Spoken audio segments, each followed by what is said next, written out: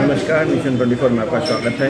मैं देखिए, अभी हम मौजूद हुए हैं इंडियन यूनियन मुस्लिम लीग के बिहार सेक्रेटरी मोहम्मद राशिद इकबाल जी के पास, जो अभी हमारे साथ मौजूद हुए हैं और हम इनसे चर्चा और परिचर्चा कर रहे हैं बिहार के चुनाव की स्थिति पर, यहाँ के देश हित की बातों पर और क्या क्या इनका एजेंडा है, कौन कौन से मुद्दे हैं, क्या स्थिति है मुस्लिम लीग का, इन सारी चीज़ों पर हम चर्चा इनसे करने जा रहे हैं। तो चलिए हम उनसे बात करते हैं और जानते हैं कि आखिर क्या हालात हैं, कैसे सुधार होगा, कैसे सारी एजेंडों पे काम होगा। चुनाव नज़दीक है, उस पर मुस्लिम लीग कितने जगहों पे जो है अपने कैंडिडेट को उतारेगी, इन सारी चीज़ों पर चर्चा करने जा रहे हैं। मेरा पहला सवाल है कि मुस्लिम लीग इस बार के चुनाव जो होने जा रहा है, जिसकी तैयारी शुरू कर जाता है, छोटी और बड़ी पार्टियां जो है चुनाव मैदान में छूट चुकी है, आपकी पार्टी का? हमारी पार्टी भी इस बार पूरी जोर और शोर के साथ इलेक्शन लड़ेगी इंशाअल्लाह अपना। और मैं सेकुलर पार्टियों से दरख्वास्त करता हूँ, महागठबंधन से दरख्वास्त करता हूँ, खासकर सोनिया गांधी और बिहार के नीतीश कुमार जी से और तेजस्वी यादव से दरख्वास्त करता हूँ कि पिछले बार विधानसभा के चुनाव में हम लोगों ने महागठबंधन को सपोर्ट किया था। इसलिए सपोर्ट किया था ताकि नेक्स्ट टाइम में हमें दोबारा, जिस तरह केरला में इंडियन यूनियन मुस्लिम लीग पार्टी यूडीएफ में यानी कांग्रेस पार्टी के साथ अलायंस में है, इसी तरह बिहार में, यूपी में, नॉर्थ इंडिया में हमें मौका मिलेगा।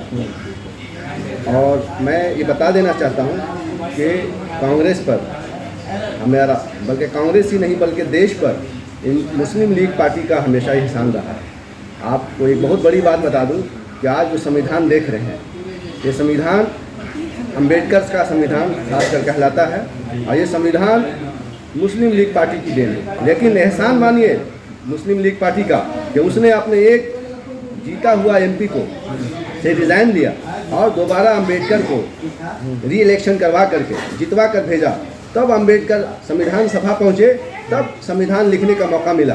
अगर मुस्लिम लीग पार्टी अम्बेडकर को संविधान सभा ना भेजती री इलेक्शन करवा करके, तो ये संविधान इतना अच्छा लोकतांत्रिक डेमोक्रेटिक संविधान नहीं मिलता, धर्मनिरपेक्ष संविधान नहीं मिलता। इसलिए मुस्लिम लीग का इस देश पर और इस संविधान पर सबसे बड़ा एहसान है और इस देश की जनता पर एहसान है कि इतना अच्छा डेमोक्रेटिक लोकतांत्रिक धर्मनिरपेक्ष संविधान मिला।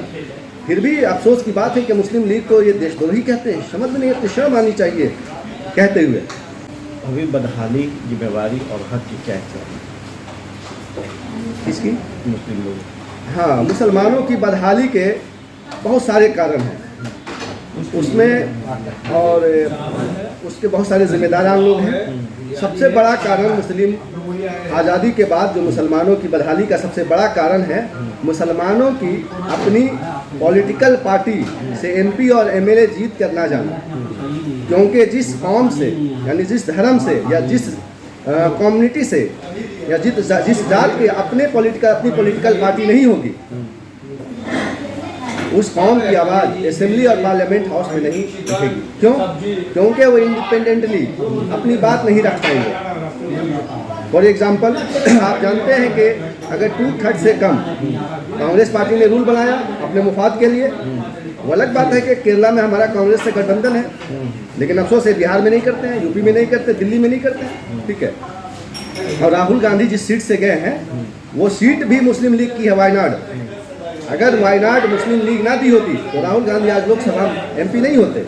तो हमेशा मुस्लिम लीग ने कांग्रेस पर और देशवासियों पर और देश की जनता पर एहसान किया है। लेकिन अफसोस इसी कांग्रेस ने हमेशा मुसलमानों के साथ जो है, ठीक है, दोहरी नीति अपनाई और नुकसान किया, इंटरनली डैमेज किया मुसलमानों को। तो मुसलमानों की बदहाली के जो सबसे बड़े कारण है कि अपनी सियासी प्लेटफॉर्म से एमपी एमएलए ना जाना। अब जो भी बातें कर रहे हैं, इन सब के पीछे रीज़न क्या है? उसके पीछे रीज़न है कि जमीयत उलमा हिंद के कांग्रेस से सेटिंग थी कि आपको एक राज्यसभा मिलेगा। जमीयत उलमा हिंद की इतनी औकात नहीं थी कि इलेक्शन जीत पाते, क्योंकि वो सिर्फ एक धार्मिक जमात थी, ठीक है, अपनी औकात नहीं थी कि लेकिन लालच था कि हम भी राज्यसभा जाएं, हम भी पॉलिटिक्स में बने रहें, हम भी कांग्रेस के जो सरकार है, कांग्रेस की सरकार के साथ उनके पिट्ठू बने रहें, अपने फ़ायदे उठाते रहें और जमीयत उलमा तंजीम इनमें फंडिंग लेते रहें और घोटाले करते रहें। तो वैसी पार्टी मसल में इसको सुन लीजिए, पूरी बात खत्म नहीं। तो इसकी वजह यही थी कि जानते हैं कि अगर मुस्लिम पार्टी मुस्लिम पॉलिटिकल प्लेटफॉर्म से एमपी एमएलए जीत कर जाएगा और ये हुकूमत में हिस्सेदारी तय करेगी या अपोजिशन में होगी, तो जमीयत उलमा हिंद को कौन पूछेगा? इनको फंडिंग कहाँ से आएगी? इनको सरकार तो पूछेगी नहीं, फिर मुसलमान इन्हें लीडर नहीं मानेगा। इसलिए अपने फ़ायदे के लिए जमीयत उलमा हिंद ने और मौलाना अबुल कलाम आज़ाद ने मुसलमानों के साथ गद्दारी किया है। क्या लगता है हमारे देश में जात पात है? जात पात तो पूरा भरा हुआ है और अफसोस की बात है ये जात पात हमारे मुसलमानों में भी आ गया है। इसी पार्टी से 4 लोग जो है बदलाव करके दोनों में चले गए, उसके पीछे क्या है? देखिए, आप जानते हैं कि उसके पीछे बहुत सारे वर्जन हैं।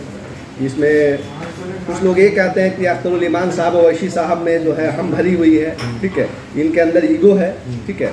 और हमने कई बार कहा था कि वैशी साहब से मीटिंग करवाइए, इनके एमएलए की ये शिकायत है, तो मीटिंग नहीं करवाई इसलिए हम गए। लेकिन हमें ऐसा लगता है कि नहीं, हकीकत यह है कि लालच में गए, इनको लालच दिया मिनिस्ट्री का, और एक मिनिस्टर 4 में से एक मिनिस्टर बने भी, इसलिए लालच में चले गए। इन्होंने तो कौम के साथ, ये चारों एमएलए जो भागे हैं, ये कौम के साथ गद्दारी किया है कि तुम कौम के नाम पर, अल्पसंख्यक पार्टी के नाम पर वोट लिए हो, ठीक है, और तुमने गद्दारी की कौम के साथ। इसलिए मैं इसे गद्दार कहता हूँ। मैं कहता हूँ ये चारों एमएलए जो भागे, इसको अगले बार किसी भी पार्टी से खड़े हो वोट नहीं मिलना चाहिए। और सुन लीजिए, मैं ये जरूर कहता हूं कि मुसलमानों की अपनी सियासी प्लेटफॉर्म से जब तक एमपी एमएलए जीत कर नहीं जाएगा, मुसलमानों को कभी हक नहीं मिल सकता, कभी नहीं मिल सकता। क्यों नहीं मिल? क्योंकि सेकुलर पार्टियों से जो एमपी एमएलए जीत कर जाते हैं वो मुसलमानों के मुद्दे कभी नहीं उठा सकते। क्यों नहीं उठा सकते? क्योंकि पार्टी में संविधान में कानून बन गया कि 2/3 से कम बहुमत से अगर पार्टी पॉलिसी के अगेंस्ट किसी भी मुद्दे को उठाते हैं तो पार्टी कभी भी उसकी एमएलएशिप एमपीशिप खत्म कर देगी। तो आप बताइए, जो करोड़ों रुपये खर्च करके एमपी एमएलए एमएलसी बने, लोकसभा एमपी बनते हैं, ठीक है, आप बताइए वो अपना कैरियर दांव पे लगाएंगे? कभी नहीं लगाएंगे। इसलिए कानून से जानबूझ कर कानून बनाया था। और जब लेकिन अपनी पॉलिटिकल पार्टी से एमपी एमएलए जीत कर जाएंगे, चाहे 5-10 की संख्या में होंगे, तो अपनी आवाज़ और मुद्दे उठाएंगे और उनको हक मिलेगा। फॉर एग्जाम्पल, कांग्रेस में 40 एमपी रहे हैं मुस्लिम, 40 से भी ज़्यादा रहे हैं।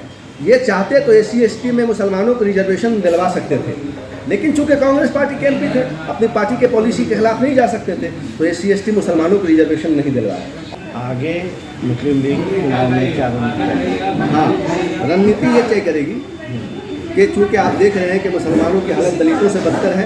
रंगनाथ मिश्रा सच्चर कमेटी की जो रिपोर्ट है कि मुसलमान दलितों से बदतर है, और खुद मनमोहन सिंह की सरकार ने कहा था कि 10% रिजर्वेशन मुसलमानों को मिलना चाहिए, अल्पसंख्यक मुसलमानों को मिलना चाहिए। और जितनी भी बहुत सारी जो डिमांड थे, खास करके रंगनाथ मिश्रा सच्चर कमेटी की, वो सारी रिपोर्ट को इम्प्लीमेंट करने के लिए मुस्लिम लीग मुद्दा उठाएगी, इन मुद्दों के साथ लड़ेगी। दूसरा केरला मॉडल हम लोग लाएंगे इंशाल्लाह रहमान। देखिए, केरला में मुस्लिम पार्टी होने की बुनियाद पर, अल्पसंख्यक मुस्लिम लीग होने की बुनियाद पर, वहाँ केरला में मुस्लिम लीग की 20 एमएलए, 4 मेंबर ऑफ पार्लियामेंट होते हैं। जब सरकार बनती है UDF के साथ, अभी तो लेफ्ट की सरकार है, हर 10 साल पे या 5 साल पे चेंज होती है वहाँ, तो 5 मिनिस्ट्री मुस्लिम लीग को मिलती है। Education ministry, urban development, rural development, इस तरह की कई मिनिस्ट्री मुस्लिम लीग लेती है।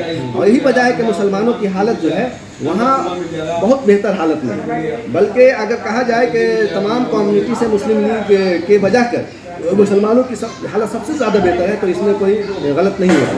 इंडियन यूनियन मुस्लिम लीग के बिहार सेक्रेटरी मोहम्मद राशिद इकबाल जी को, जिन्होंने हमसे बात करते हुए मुस्लिम लीग पे, जिन्ना पे, मोहम्मद कलाम जी पे, इन सारे लोगों पे चर्चा की और आगे चुनावी रणनीति में क्या होगा नहीं होगा इस पर चर्चा। आप देखते रहिए नेशन 24 न्यूज़। नमस्कार।